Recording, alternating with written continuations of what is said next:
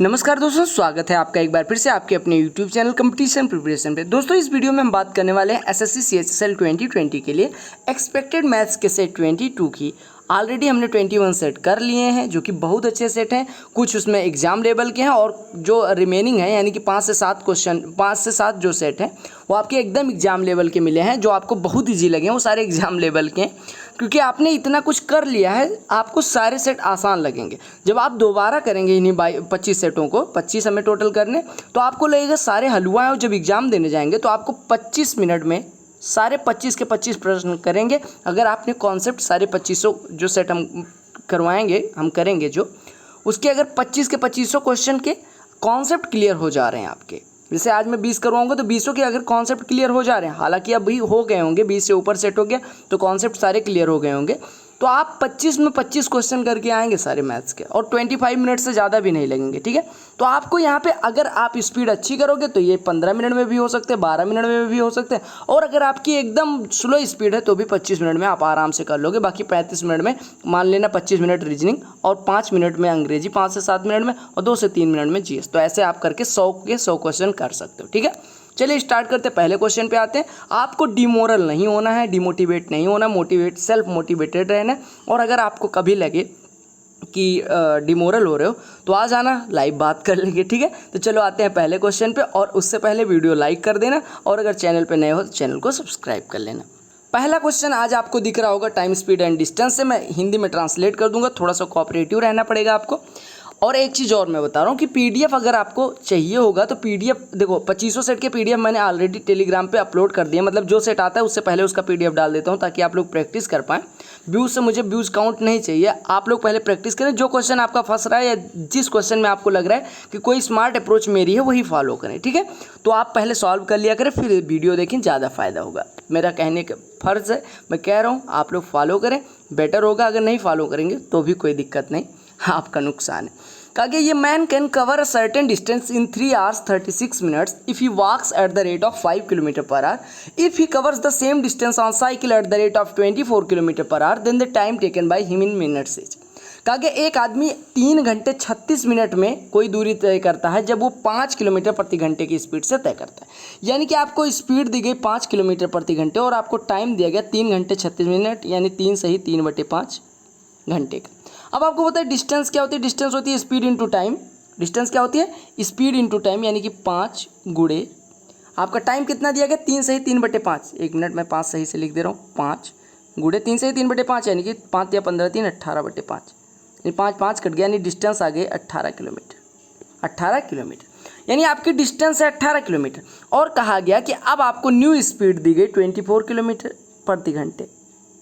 ठीक है, अब आपको इस 24 की स्पीड से 18 किलोमीटर जाना है, तो टाइम कितना लगने वाला है? डिस्टेंस अपॉन स्पीड, यानी 18/24, यानी कि आपको हो गया 6 3 18, 6 चौको 24, 3/4 घंटे, यानी कि 45 मिनट। 45 मिनट, तो आपको कितना समय लगेगा? 45 मिनट। अगले प्रश्न पे आते हैं। कहा गया the sides of a triangle are in the ratio of 1/2 is to 1/3 is to 1/4 and its perimeter is 104 centimetre. The length of the longest side is. आप वीडियो पॉज करिए, सॉल्व करिए, आंसर कमेंट करिए। I hope आपने solve किया होगा। कहा गया कि एक त्रिभुज है जिसकी भुजाएं 1/2 अनुपात 1/3 अनुपात 1/4 के अनुपात में है, और इसका जो परिमाप है 104 सेंटीमीटर है। आपसे कहा गया लॉन्गेस्ट साइड का लंबाई बताना है। अब आपको अगर लेंथ का अनुपात दिया गया 1/2 अनुपात 1/3 अनुपात 1/4, तो आपको 2 3 4 के एलसीएम लेंगे हर का, और उससे गुणा कर देंगे। तो 2 3 4 का एलसीएम हो गया 12, 12 से गुणा करेंगे, यहाँ पे आ जाएगा 6, यहाँ पे आ जाएगा 4, यहाँ पे आ जाएगा 3, यानी तीनों साइड्स का अनुपात आ गया आपका 6:4:3। अब आपको एक चीज़ ध्यान रखना है, आपसे कहा गया लॉन्गेस्ट साइड निकालनी है। लॉन्गेस्ट साइड कौन सी होगी? 6, यानी लॉन्गेस्ट साइड है 6 आउट ऑफ 6, 4 10 3 13, यानी कि अगर परिमाप 13 होता तो लॉन्गेस्ट साइड 6 होती, लेकिन परिमाप हमारा 104 है, यानी 104 का 6/13 गुना क्या हो जाएगा आपका? क्या हो जाएगा? लॉन्गेस्ट साइड, यानी कि परिमाप का 6/13 गुना आपका लॉन्गेस्ट साइड होगा। 13 से काटोगे 13 8 104, 6 8 48, यानी लॉन्गेस्ट साइड कितनी हो गई? 48 सेंटीमीटर। ये सीजीएल मेंस के क्वेश्चन है। कहा गया the ratio between the area of a square and that of a circle when the length of a side of the square is equal to that of the diameter of the circle is. कहा गया कि उस square के और circle के area का अनुपात बताओ जिस स्क्वायर की जो लेंथ है, यानी कि स्क्वायर की जो साइड की लेंथ है, यानी कि उसकी भुजा की लंबाई है, आपसे कहा गया उस वर्ग के और वृत्त के क्षेत्रफल का अनुपात बताओ जिस वर्ग की भुजा वृत्त के व्यास के बराबर है। यानी वर्ग की भुजा ए बराबर दिया गया है 2 टाइम्स ऑफ आर। ठीक है, अब आपसे अगर मैं बात करूं कि एरिया ऑफ स्क्वायर कितना हो जाएगा, तो एरिया ऑफ स्क्वायर होता है ए स्क्वायर अपान, आपसे कहा गया कि क्या निकालना है, किसका अनुपात निकालना है। अनुपात हमेशा सेम क्वांटिटी मतलब सेम चीज़ों का निकाला जाता है। तो एरिया अगर पहले का लिया गया तो दूसरे का एरिया निकालेंगे। मतलब दूसरे का एरिया बोले तो सर्किल का एरिया, सर्किल का एरिया है पाई आर स्क्वायर, यानी आपका हो गया ए स्क्वायर बट्टे पाई की वैल्यू 22/7 और इंटू आर स्क्वायर, आर की वैल्यू कितनी है a/2 यानी ए स्क्वायर बाई 4। तो ए स्क्वायर कट गया, यानी कि आपका हो गया 7 चौको 28/22 यानी 14/11। तो आपका अनुपात कितना आ गया 14:11। समझ आ गया। आपको बस दिया गया था ए और आर में संबंध, आपने निकाल लिया एरिया ऑफ स्क्वायर बटे area of circle. Area of circle होता है pi r square if radius is r and area of square क्या होता है साइड का स्क्वायर, और if side is given as a then area will be a square. Got it. अगला प्रश्न देखिए, कहा कि ये piece of wire 132 centimetre long is bent successively in the shape of an equilateral triangle, ये square and a circle, then area will be longest in the shape of. बड़ा अच्छा सा क्वेश्चन है, यहाँ पे आपका कॉन्सेप्ट भी क्लियर हो जाएगा। आपसे कहा गया एक 132 सेंटीमीटर लंबा तार है जिसको एक बार इक्विलेटरल ट्राइंगल के रूप में मोड़ा गया, एक बार स्क्वायर के रूप में मोड़ा गया, एक बार सर्किल के रूप में मोड़ा गया। तो आपसे कहा गया सबसे ज़्यादा एरिया किसकी होगी। अब अगर मैं बात करूं कि किसी इक्विलेटरल ट्रायंगल का परिमाप 132 है, अगर किसी तार को मोड़ के बनाया गया तो यानी परिमाप 132 हो जाएगा। परिमाप अगर 132 है तो साइड हो जाएगी 44। सिमिलरली अगर मैं बात करूं किसी स्क्वायर के लिए, उसका परिमाप 132 है तो उसकी साइड हो जाएगी 33। और सिमिलरली अगर मैं बात करूं कि 2 पाई आर वृत्त बनाने के लिए, यानी वृत्त की परिधि बराबर आपको दी गई है 132, तो 22 दूना 44 यहाँ 132 यानी आर बराबर आ जाएगा 21। तो आर बराबर कितना हो गया 21, यानी इसके लिए आर बराबर हो गया 21। अब आपको पता है वृत्त की त्रिज्या, वर्ग की भुजा और त्रिभुज की भुजा। अब आप तीनों के एरिया निकालिए और देखिए सबसे ज़्यादा किस शेप की एरिया आ रही है। तो यहाँ से मैं भी कुछ चीज़ बताने वाला हूँ आपको। तो आप अगर निकालने जाएंगे इक्विलेटरल ट्रायंगल की एरिया क्या होती है √3/4 इंटू साइड का स्क्वायर यानी 44 गुणे 44। अगर मैं स्क्वायर की एरिया निकालने जाऊँ तो आपको पता है 33 गुणे 33 होगी। और अगर मैं वृत्त की एरिया निकालने जाऊँ तो ये आपका हो जाएगा 22/7 पाई आर स्क्वायर होता है, यानी 22/7 गुणे 21 गुणे 21, 7 तियाँ 21, यानी ये हो गया 22 गुणे 21 तियाँ 63। तो 22 तियाँ 66, 22 छक्के 132, 6 138, ये हो गया वृत्त की एरिया। 33 का स्क्वायर करेंगे यानी कि 33 का स्क्वायर 33 तियाँ 99, 33 तियाँ 1089 हो जाएगा 33 का स्क्वायर। आप चेक कर लीजिएगा, हाँ 33 का स्क्वायर 1089 हो जाएगा। और 44 से 11 आ जाएगा, 11 से 44 में गुणा करेंगे 484 √3 ये हो जाएगा 484 √3। √3 की वैल्यू कितना है, √3 की वैल्यू आपको पता है 1.7 होती है। तो 1.7 से गुणा करेंगे तो ये लगभग कितना हो जाएगा, ये 700 या 800 के करीब आएगा। यानी अगर √3 की वैल्यू 2 भी होती तो ये 1000 के नीचे ही होता। आपको पता है सबसे ज़्यादा एरिया कहाँ पे आई, सबसे ज़्यादा एरिया आई सर्किल की। यानी आपको मैं बताऊं कि दिए गए परिमाप के लिए अगर किसी 2D इमेज को बनाया जाता है, यानी कोई परिमाप दिया गया हो और उसी से आपको सारी शेप्स को बनाना है, चाहे वर्ग बनाना हो, वृत्त बनाना हो, आपको त्रिभुज बनाना हो, क्वाड्रिलेटरल यानी चतुर्भुज बनाना हो, तो सबसे ज़्यादा एरिया ऑलवेज सर्किल की होगी। आपको सीधे सीधे सर्किल मार्क कर देना। यानी मैं फिर से समझा रहा हूँ, for given value of perimeter the largest area of the shape will be for circle. यानी कि आपसे अगर मैं कहूँ कि गिवन पेरीमीटर के लिए, दिए गए परिमाप के लिए सबसे ज़्यादा क्षेत्रफल अगर बनाना है, सबसे ज़्यादा क्षेत्रफल घेरना है, तो क्या बना देंगे आप, उसी परिमाप का सर्किल बना देंगे। अगला क्वेश्चन बहुत ही सुंदर है और मैंने इसके इतने concept isosceles triangle, equilateral triangle के करवाए हैं कि ये क्वेश्चन मैं एक बार पढ़ूंगा, फिर समराइज कर दूंगा, आपको कुछ हिंट या क्लू दे दूंगा, उसके बाद आपको सॉल्व करना है। ये खुद मैं नहीं सॉल्व करूंगा। कहा गया in an isosceles triangle the length of each equal side is twice the length of third side, the ratio of areas of the isosceles triangle and an equilateral triangle with the same perimeter. कहा गया कि एक समद्विबाहु त्रिभुज है जिसकी जो दो समान भुजाएं हैं, वो दो भुजाएं समान होती है समद्विबाहु त्रिभुज की, वो तीसरी असमान भुजा की दूनी है, और इसी पेरीमीटर का एक इक्विलेटरल ट्रायंगल बनाया गया, यानी 6 6 12 3 15 ए का एक इक्विलेटरल ट्रायंगल बनाया गया, तो उसकी साइड हो जाएगी 5 है। अब इसकी और इसकी एरिया का अनुपात निकालना है।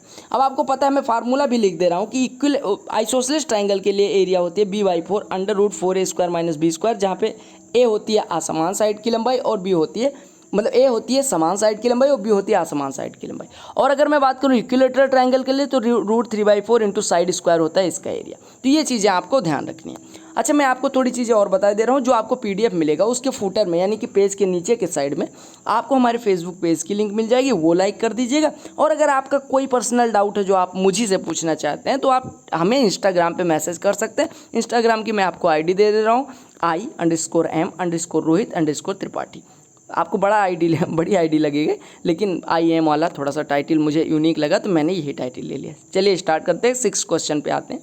क्वेश्चन नंबर 6 को देखिए, कितना सुंदर सा प्रश्न है। प्री में भी पूछा गया, मेंस में भी कहा गया P = 99 P × P² + 3P + 3 की वैल्यू निकालनी। अब देखो, अगर P × P² करोगे तो ये बनेगा P³ प्लस, आप इसमें 3P + 3 में से 3 कॉमन ले लो, P का मल्टीप्लाई हो गया यानी 3P × P + 1 बचा।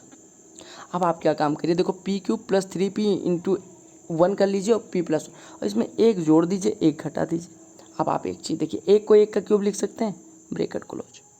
अब आप यहाँ पे थोड़ा सा ध्यान दीजिएगा, ये लिखा A³ + B³ + 3AB × A + B, जो कि होता क्या है A + B का होल क्यूब यानी P + 1 का होल क्यूब -1। P कितना है 99, 99 में एक जोड़ेंगे 100 का क्यूब यानी कि 1 के बाद 6 जीरो लगाइए, 1 के बाद 6 जीरो हो गया, उसमें से 1 घटा लीजिए यानी 9 6 बार आ जाएगा, आपका आंसर हो जाएगा। समझ आ गया? तो आपका आंसर कितना हो गया 6 बार 9। बस आपको इतना करना था। कहा गया if the sum of squares of 2 real numbers is 41 and their sum is 9 then the sum of cubes of these numbers will be. कहा गया दो संख्याओं का योग जो है वो 9 है, इनके वर्गों का योग 41 है। तो आपसे पूछा गया इनके क्यूब्स का सम क्या होगा। कितना सड़ा हुआ प्रश्न है, ध्यान से देखिए। आपको दिख रहा होगा कि A = 5 B = 4 रख दीजिए, खत्म हो गया। अब इसमें तो आपको ये पता ही चल गया होगा कि A और B की क्या वैल्यूज हो सकती है, 1 और 8, 2 और 7, 3 और 6, 4 और 5। अब यही 4 आप पुट करके देख सकते थे। अगर नहीं पुट करना चाहते तो A³ + B³ का फार्मूला लगाएंगे, A + B इंटू ब्रैकेट में लगा दीजिएगा A + B का होल स्क्वायर -3AB। यहाँ पे A + B की वैल्यू तो पता है आपको, लेकिन क्या AB की पता है? यहाँ पे AB की वैल्यू आपको नहीं पता, तो AB की वैल्यू निकालने के लिए इसका स्क्वायर करिए, तो ये हो जाएगा A² + B² + 2AB और बराबर कितना हो जाएगा 81। और इसमें से इसको घटाएंगे तो आपका हो जाएगा AB = 40 और AB = 20। अब AB = 20 यहाँ पुट कर दीजिएगा, A + B की वैल्यू आपका आंसर आ जाएगा। तो आपका A बराबर हो गया 4, B = 5, तो दोनों के क्यूब का सम यानी 4 का क्यूब 64, 5 का क्यूब 125, 64 125 189। आज मैं इस वजह से थोड़ा फास्ट कर रहा हूँ और कम जगह में कर रहा हूँ ताकि आपको एग्जाम में कैसे करना है ये पता रहे। कहा ये कंप्लीट फैक्टराइजेशन ऑफ x⁴ + 64 क्या होगा। देखो मैं फैक्टराइजेशन करने का तरीका बता रहा हूँ। आपसे कहा गया x⁴ और +64 का फैक्टराइजेशन करिए। अब देखिए मैं आपको थोड़ी सी चीज़ें बता रहा हूँ। अगर मैं बात करूँ x² + 8 का होल स्क्वायर आप करने जाओ, ठीक है, x² + 8 का अगर आप स्क्वायर करने जाओगे, या आप एक काम करा करो, अगर ऐसा क्वेश्चन दिखे तो आप क्या काम करो, x² बराबर कुछ पुट कर लो। मान लो x = 0 है, x = 0। अब अगर इसको इसमें रखेंगे तो 64 हो जाएगा। यहाँ पे भी 64 आएगा, यहाँ पे 64 नहीं आएगा, यहाँ पे -64 आएगा, यहाँ पे -64 आएगा, यहाँ पे 64, यानी 2 ऑप्शन आपके पास बच रहे हैं, या तो ये या तो ये। ठीक है, अब आपको ध्यान से देखना है। आप एक चीज़ देख पा रहे होंगे, क्या देख पा रहे होंगे, आपको ये पता चल गया कि x = 0 रखने पे 2 ऑप्शन है, यानी 2 ऑप्शन तो आपने एलिमिनेट कर लिया। अब आपको अगर मैं बात करूँ x² + 8 का स्क्वायर लिखोगे तो x² का स्क्वायर यानी x⁴ + 8 का स्क्वायर 64 + 2ab यानी 16x²। आपको केवल इतने का फैक्टराइजेशन करना था, इसमें 16x² एक्स्ट्रा आ रहा है यानी 16x² कम होना चाहिए, तो ये तो होगा नहीं, आपका यही हो गया, बात खत्म हो गई। और इसको देखिए x² + 8 x² + 8 और +4x -4x, यानी ये आपका ऐसे बन रहा है x² + 8 का स्क्वायर -4x का स्क्वायर, यही तो लिखा है यहाँ पे, तो यही फैक्टराइज करना था। आपको ये रखना है x = 0 रखा, आपने देखा कौन कौन से ऑप्शन एलिमिनेट हो रहे हैं, उसके बाद आपने दोनों ऑप्शन को चेक कर लिया कि क्या इसका फैक्टर है या नहीं। कहा गया if A = 299 B = 298 C = 297 then the value of 2a³ + 2b³ + 2c³ - 6abc। अब यहाँ पे अगर आप 2 कॉमन ले लेते तो 2 कॉमन लेने के बाद बचता a³ + b³ + c³ - 3abc। और इसका आपने एक फार्मूला पढ़ा होगा a³ + b³ + c³ - 3abc का, a + b + c/2 into bracket में a - b का स्क्वायर, b - c का स्क्वायर, c - a का स्क्वायर, यही तो होता है फार्मूला। आप सीधे सीधे पुट करिए वैल्यू।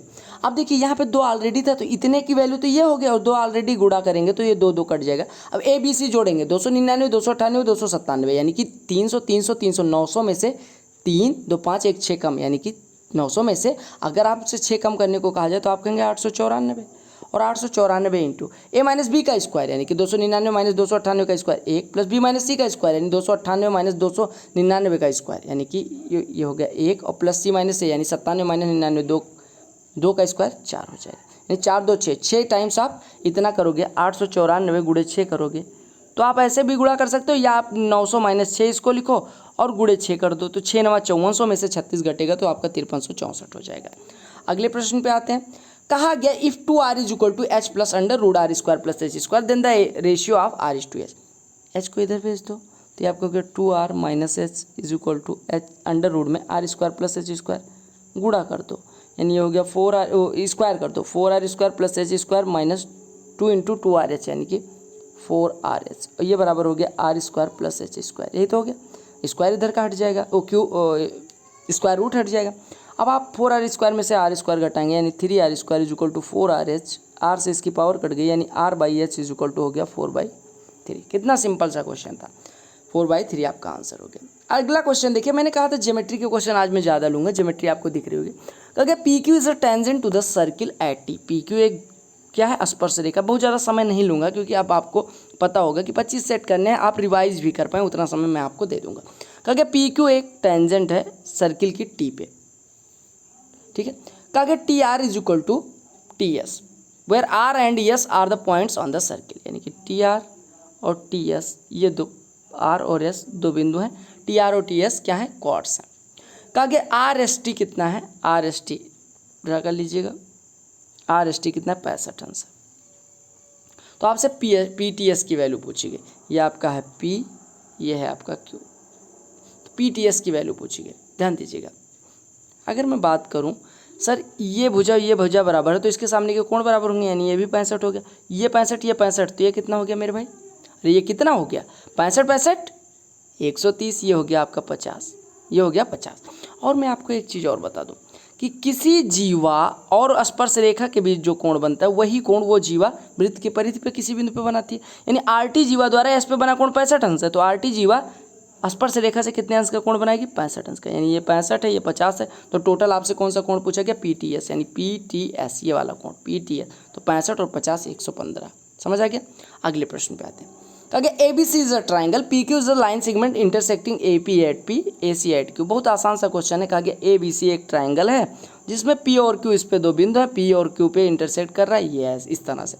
कहा गया पी क्यू पैरेलल है बी सी, अगर P Q parallel B C हो गया तो आपको पता है अगर पी और क्यू ए बी और बी ए सी पे स्थित दो बिंदु है और पी क्यू आधार के समांतर हो गया तो दोनों ट्राइंगल्स यानी ये वाला और बड़ा वाला आपका क्या हो जाएंगे, समरूप हो जाएंगे। अब आपको दिया गया ए पी अनुपात बी पी, ए पी अनुपात बी पी यानी 3 ये है तो 5 ये है।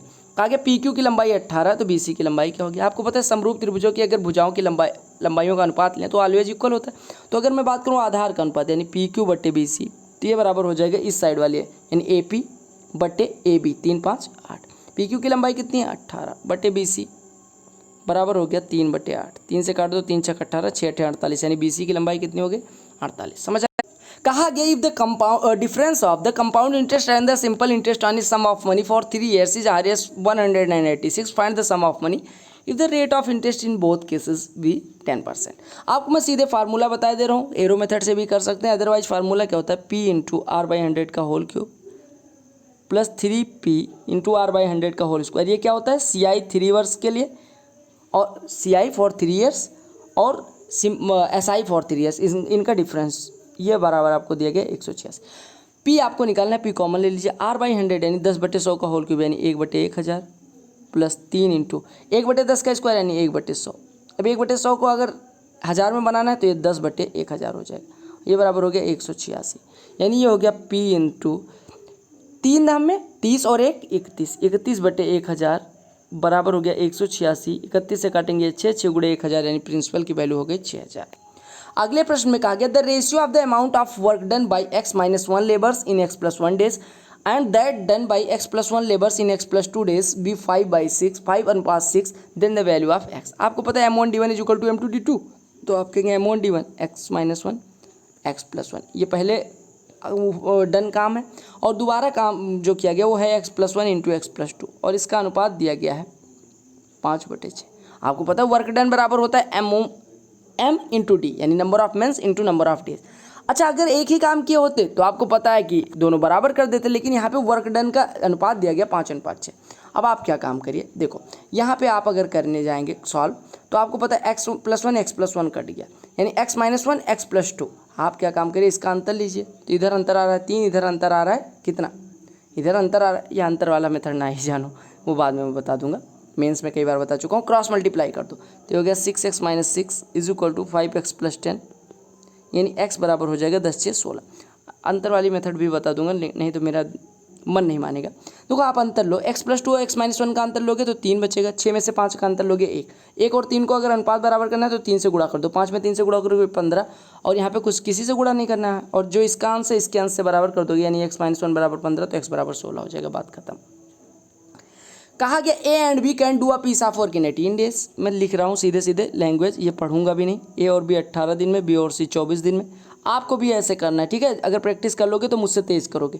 A+C 36 दिन में। आपसे कहा गया अगर सब लोग साथ में कार्य करें, यानी ABC के साथ में कार्य करें तो कितने दिन लेंगे। 18, 24, 36 का एलसीएम 72, यानी ये 4 करते हैं, ये 3 करते हैं, ये 2 करता है। अब आप एक चीज़ ध्यान दीजिएगा, आपको पता है A+B 4 unit, B+C 3 unit, A+C 2 unit. जोड़ेंगे तो 2 टाइम्स आप A+B+C आ जाएगा। कितना यूनिट आ जाएगा, 4 3 7 2 9, यानी A+B+C कितना आ जाएगा, A+B+C मिलकर 9/2, टोटल 72, 9/2 ये ABC मिलके करते हैं, तो डेज टेकन कितना हो जाएगा, total work by work done in 1 day, 9/72, 8 दूनी 16, आपका आंसर 16। इससे तेज़ी से करना है आपको, इससे अगर ज़्यादा समय लग रहा है तो आप फिर समझ लो प्रैक्टिस नहीं कर रहे हो। कहेंगे sum of 3 numbers is 2, the first number is 1/2 times the second number and the third number is 1/4 times the second number, the second number is. कहा गया देखो फर्स्ट नंबर, सेकंड नंबर और थर्ड नंबर के बारे में क्या दिया गया कि तीनों का जो योग है, यहाँ प्लस प्लस लगा के एक चीज़ लिख दीजिए कि 2 है, प्लस प्लस लगा के। और आपको दूसरे केस में दिया गया कि first number is 1/2 times the second number and the third number is 1/4 times the second number, यानी कि सेकंड नंबर अगर 4x हो तो पहली संख्या इसकी आधी है, यानी कि ये 2x है। और आपको दिया गया तीसरी संख्या जो है 1/4 गुनी है सेकंड नंबर की, यानी 1/4 गुनी यानी x। तो 4 1 5 2 7x, 7x बराबर 2 दिया गया है आपको, यानी x बराबर हो गया 2/7। तो आपसे पूछा गया सेकंड नंबर यानी 4x पूछा गया, तो 4x बराबर हो जाएगा 4 दूनी 8/7, आपका आंसर 8/7। अच्छा AP भी करवा दे रहा हूँ ताकि आपका एक भी क्वेश्चन ना फंसे, मान लो AP आ भी जाए, वैसे कम चांसेस जो होते हैं, लेकिन AP भी करवा दे रहा हूँ। कोऑर्डिनेट के भी 1-2 क्वेश्चन मैं आपको दिखा दूंगा किसी ना किसी सेट में, ताकि आपको कॉन्सेप्ट क्लियर रहे। और अगर आपको कोई भी टॉपिक नहीं समझ में आ रहा है तो उसके लिए मैंने प्रीवियस ईयर की टॉपिक वाइज आपको वीडियो प्रोवाइड कर दी है, वो टॉपिक वाइज प्लेलिस्ट में आपको मिल जाएगी, आप जाके देख सकते हैं। क्योंकि 3 numbers are in arithmetic progression. मैं आपको थोड़ा सा समराइज कर दे रहा हूँ, समरी बता दे रहा हूँ कि ABC एरिथमेटिक प्रोग्रेशन में जब होंगे, जब या तो आप कह दीजिए कि B बराबर A+C/2, या मैं अगर डायरेक्ट बोलूँ कि एरिथमेटिक प्रोग्रेशन होती क्या है कि इन दोनों का डिफरेंस और इन दोनों का डिफरेंस ऑलवेज के यानी इक्वल हो जाए, यानी B और A का जो डिफरेंस है वो C और B का डिफरेंस हो जाए, तो कहे जाएंगे ABC एरिथमेटिकल प्रोग्रेशन में। यानी ये progression is called arithmetical progression when the difference between 2 consecutive numbers is equal, यानी कि उनका कॉमन डिफरेंस इक्वल होना चाहिए, ठीक है। यानी किन्हीं 2 क्रमागत संख्याओं के बीच का अंतर लें और अगर इक्वल आ रहा है तो हम कह सकते हैं कि वो कैसी संख्याएं हो जाएंगी, वो कैसी सीरीज हो जाएगी, एरिथमेटिकल प्रोग्रेशन यानी अंकगणितीय श्रेणी। अब आपको दिया गया 3 संख्याएं हैं ABC और ये हैं किसमें है, AP में, यानी हम कह सकते हैं 2B बराबर A+C, पहला चीज़ दिया गया। दूसरा क्या दिया गया, हुज सम इज 30, यानी A+B+C आपको दिया गया 30। कहा गया and the product of all numbers is 910, यानी कि A into B into C दिया गया आपको 910। आपको सबसे बड़ी संख्या बतानी, सबसे बड़ी संख्या यानी C आपको बतानी है, ध्यान दीजिएगा। आप यहाँ पे रखिए 2B बराबर A+C रखिए, यानी A+C की जगह पे 2B, तो 2B + B यानी 3B बराबर 30, तो B बराबर हो गया 10। B बराबर 10 अगर हो गया तो A इंटू C बराबर 91, और आपको पता है 91 के 2 ही फैक्टर है, एक 3 एक 17, 3 और कितना 91 के कौन कौन से फैक्टर होते हैं भाई, 91 के अगर फैक्टर करने हैं 17 × 51, 17 चौकड़ 17 × 25, 17 छक्के 102, एक बार चेक कर लीजिएगा। B बराबर अगर 10 हो गया तो ये आपका हो जाएगा 91 के कौन कौन से फैक्टर हो सकते हैं, 91 का कोई फैक्टर है आपके नॉलेज में, 17 15 13 7 1 हाँ 13 हो जाएगा, यानी कि C की वैल्यू हो जाएगी 13 और A बराबर हो जाएगा 7। अरे 13 और 7 2 ही फैक्टर हैं 91 के, और एक 91 और एक यानी ए और सी जो भी होंगे वो 91 के फैक्टर होंगे, यानी सी की वैल्यू अगर लार्जेस्ट लेनी है तो इसके दो फैक्टर होंगे 7 और 13, सी बराबर हो जाएगा 13, यानी सबसे बड़ी संख्या हो गई 13। यही बताओ दिमाग में नहीं आ रहा था कि फैक्टर क्या होगा, कितना कभी कभी दिमाग नहीं काम करता। ये देखो कहा गया इसको सिंप्लीफाई करना है, -2197 क्यूब रूट -125 और ये -2197 किसका क्यूब रूट होगा, किसका होगा बताइए, 2197 किसका क्यूब रूट होता है, मतलब 2197 का क्यूब रूट क्या हो जाएगा 13, और इसका माइनस माइनस लगा तो -13 हो जाएगा, इंटू -125 का -5 इंटू आपको गुणा कर देना है पलट के, 512 का क्यूब रूट 8 बटे 27 का 3, तो ये आपका हो जाएगा 13 और गुणे 40, 13 गुणे 40 520 बटे 3 आपका हो गया। अरे आपको पता होना चाहिए 2197 13 क्यूब है तो इसका क्यूब रूट 13, 125 5 और ऐसे 27 बटे 512 को लिख लीजिए 3 बटे 8, और इसको चूँकि डिवाइड करना है तो आप पलट के गुणा कर देंगे, बात बराबर हो गई। अगले प्रश्न पे आते हैं, कहा sum of 3 numbers is 252, if the first number is thrice the second and third number is 2/3 of the first, then the second number is, कहा गया फर्स्ट सेकंड और थर्ड 3 संख्याएं दी गई हैं, और कहा गया first number is thrice the second, यानी कि सेकंड अगर x है तो ये 3x है, और कहा गया third number is 2/3 of the first, यानी कि थर्ड नंबर जो है वो 2x है, और तीनों का सम दिया गया है आपको 3 और 1 4 2 6, x बराबर 252, तो x बराबर हो गया 42, x बराबर 42 हो गया तो आपसे सेकंड नंबर पूछी गई, यानी कि 42 आपका आंसर हो गया। अगला और अंतिम प्रश्न है, कहा गया on dividing a certain number by 342 we get 47 as remainder, if the same number is divided by 18 what will be the remainder. देखिए अगर आपको ऐसा कुछ क्वेश्चन दिया जाए तो आप क्या काम करा करो, आप सबसे पहले जिससे डिवाइड किया गया था और जिससे आप डिवाइड करना उन दोनों को भाग करके देखो, आप किससे डिवाइड करना है 18 से, और पहले किससे डिवाइड किया गया था 342 से, तो 18 से अगर 342 को डिवाइड करोगे तो आपको पता है 18 का नाम 18 162 18 9 या 162, बात खत्म, यानी ये कंप्लीटली डिवाइड हो रहा है। अगर ये पहले वाला भाजक दूसरे वाले भाजक से डिवाइड हो गया तो आपको ये दूसरे वाले भाजक से डायरेक्ट शेषफल में भाग करना है, 18 से 47 में भाग करोगे तो 18 दूना 36, आपका शेषफल बचेगा 11, तो आपका शेषफल बच गया 11। ये क्यों होता है ये भी मैं बता दे रहा हूँ कि अगर आपकी नंबर मानूं, मैं आपको नंबर दे रहा हूँ कि कोई सबसे छोटी संख्या बताओ जिसमें 342 से भाग देने पे 47 शेषफल बचता है, तो आप कहेंगे भाई साहब कि 342 प्लस 47 ये भी हो सकता है, सबसे छोटी संख्या हालांकि 47 ही होगी, लेकिन मैं आपसे अगर कहूँ कि सर 342 से भाग देने पे अगर 47 बचता है और आपको ऐसी संख्या बतानी है भागफल भी होना चाहिए, जीरो नहीं होना चाहिए, तो आप कहेंगे सर 342 प्लस 47 यानी 389 ऐसी संख्या हो जाएगी जो 342 से भाग देने पे 47 शेषफल देती है। अब इसी को कहा गया 18 से डिवाइड करके देखो, तो 18 से डिवाइड करोगे 342 तो कट जाएगा, कोई रिमाइंडर तो देगा नहीं, रिमाइंडर कौन देगा 47, तो इसी वजह से मैंने कहा डायरेक्ट आप 47 से डिवाइड कर लिया, 47 में डिवाइड कर लेना, यानी जो शेषफल बच रहा था उसमें डिवाइड कर लेना। अच्छा मान लो यहाँ पे अविभाज्य संख्या दे दी जाती है, यानी 18 से ना कटती तो आपको इसी फॉर्मेट में आना पड़ता, समझ आ गया, तो आपका करेक्ट आंसर कौन सा हो गया सेकंड ऑप्शन। अगला पार्ट कल 9 बजे फिर मिलेंगे, और आपको कोई भी टॉपिक वाइज प्लेलिस्ट चाहिए आप जाके देख सकते हैं। Thank you and best wishes आपके एग्जाम के लिए, bye bye, take care, all the best for your all exams. आपको एक काम कर लेना है मेरे लिए, वीडियो को लाइक और चैनल को सब्सक्राइब कर